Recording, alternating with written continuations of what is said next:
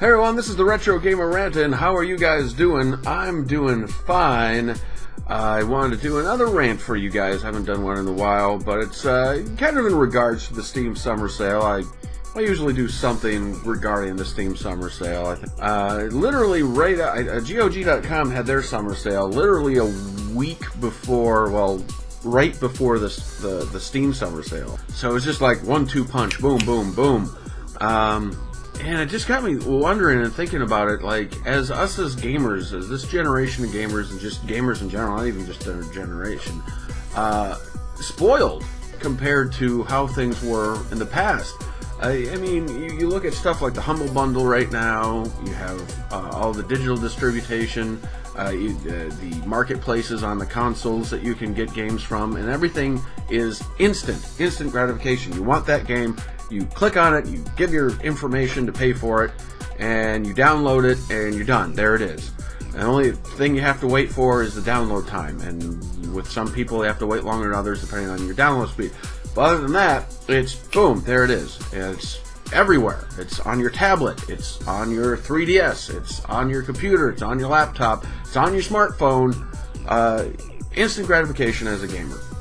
And nowadays with sales up the wazoo, and I'm primarily a PC gamer, so I'll be referencing Steam a lot, but you know, right now on Steam, you go on there, you can get games for under 50 cents. Might not be good games, but you can get games for under 50 cents there. There's a lot of games for $1.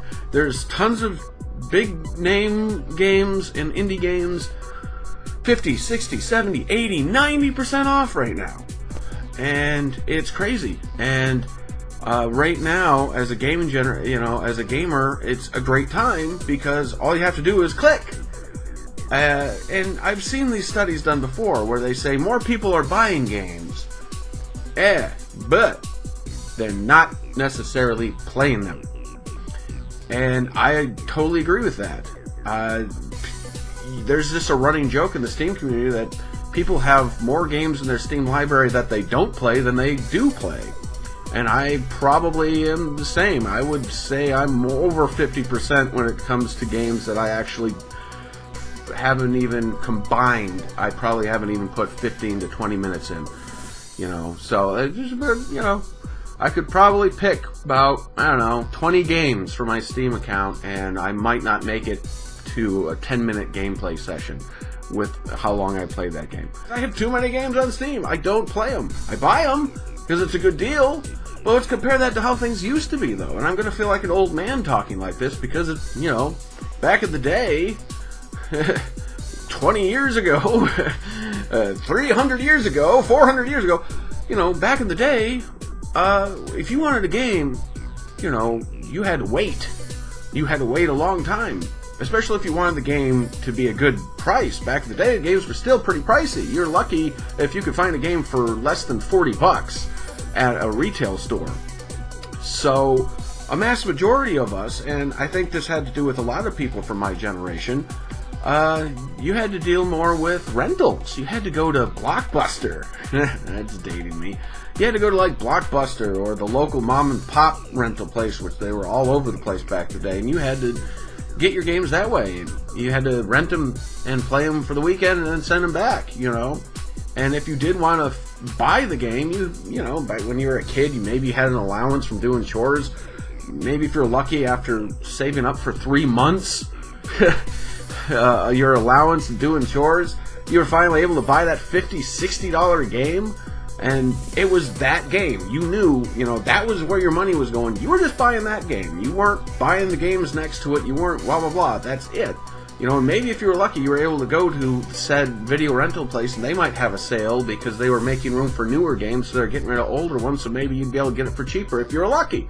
Or, hey, anyone remember this? Maybe you could look in your paper and someone's trying to sell some video games in the classifieds. Ha ha! Or maybe you're lucky at a rummage sale or something like that, classifieds in a newspaper. There's so many people out there going, what is a newspaper? Is that, I don't know, classifieds? Is that like Amazon? eBay? What is that? But yeah, so that's what you had to do. And here's the other thing, when you're a kid, it's really hard for you. You can't save when you're a kid, because oh, there's a new Ninja Turtle action figure out. But I want to save up money to buy that Bucky O'Hare video game for the NES. This is a true story, by the way. And it's like, new Ninja Turtle video game that I have to wait like 2 more months. I'm buying the Ninja Turtle. Instant gratification back then, too. You had enough money to buy that action figure.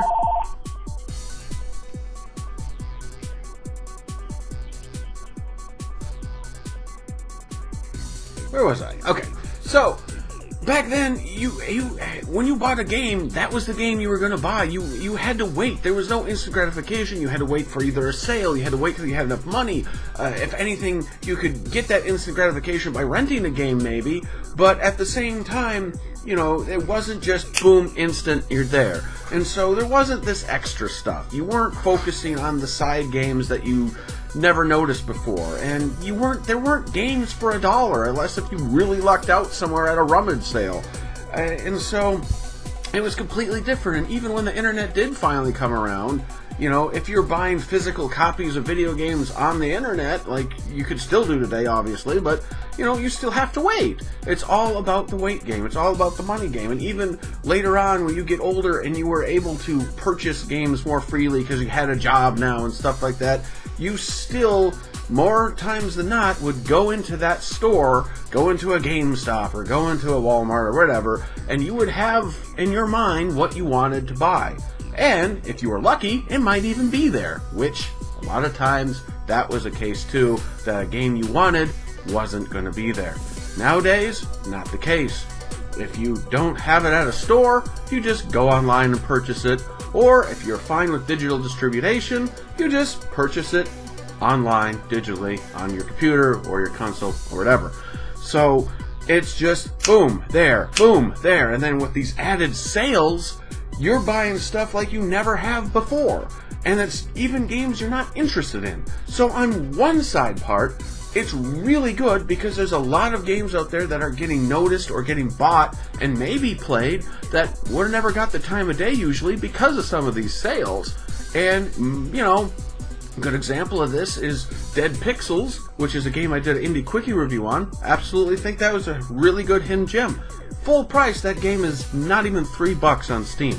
I got it on a Steam sale or some sort of sale for $1. Totally worth it. But for every one hidden gem that I've gotten, there's probably 5 or 6 complete duds or games that I've maybe given 2 or 3 minutes of my time and never went back to. So there's the catch-22. Yes, digital distribution is great. Yes, we're spoiled, and maybe we're taking risks on games we might have never took risks on before. Maybe people who never played a real-time strategy game, maybe have bought one because it was on sale and give it a try and found out they loved it. Maybe people who never play FPSs maybe bought an FPS game and found out they loved it or something like that. Or a point-and-click adventure game or etc., etc., etc. That's a good part about this kind of stuff. But again, for every gem, for every person who gets a game that they find out they're putting 20, 30, 40 hours into, they're getting 5, 6, 7, 8, 9, 10 games that they're not giving the time of day. They purchased it, it's sitting there in their Steam account, or, you know, wherever they purchase it from, and they're just not going to play it. They're just, all of a sudden they look at it and they go, I don't know where I got this game from. Where it's like, I don't remember where this game came from. Oh well, I need more room on my hard drive space to install this new game I bought. Click, delete, and that's how it goes. So it's right down the middle base. You know, it's not black, it's not white, it's gray. It's a gray area. You know, it's great that these developers are getting the money for these games, hopefully, even though a lot of the times I don't know how much money they're getting if their games being sold for $1 or less, or, you know, $5 of stuff. And it's great that there's more exposure to video games because of digital distribution. But on the flip side, at least from a Steam community standpoint, there's a lot of games out there that, you know, people are just wasting their money on. You know, you might have paid only $1 for that game or only $5 for that game, but at the same time, you know, well, you're not ever going to play that game. You might have been able to get more gratification going to the dollar menu at one of your local fast food restaurants and, you know, using that $5 to, you know, get yourself a couple burgers and fries or something like that, you know.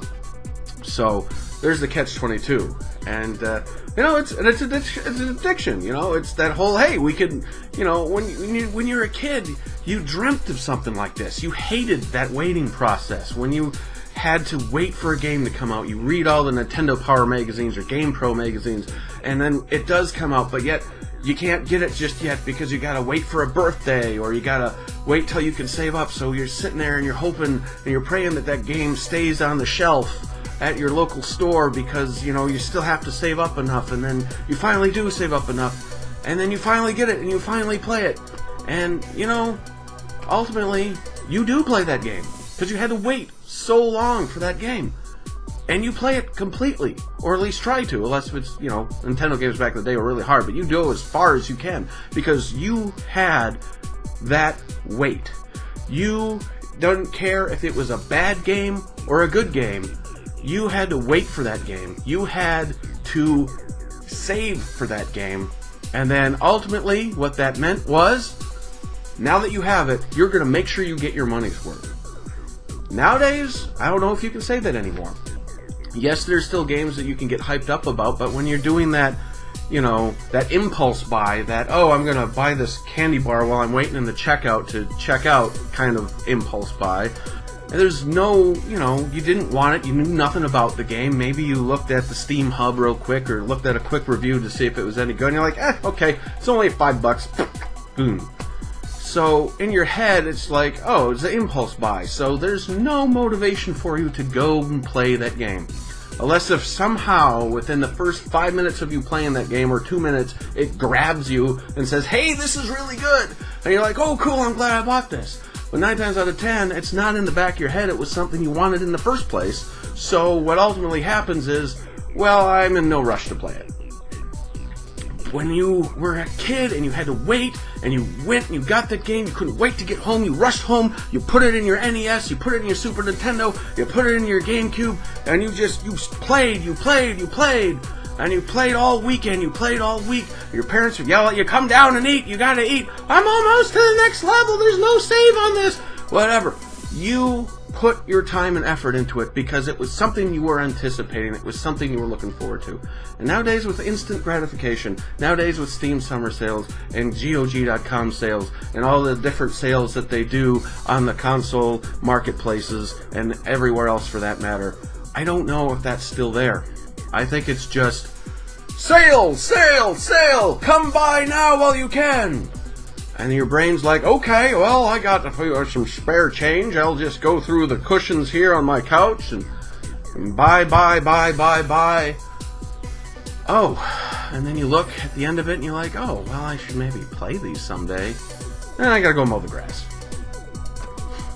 When you want to mow the grass instead of play a video game, then you know you weren't invested.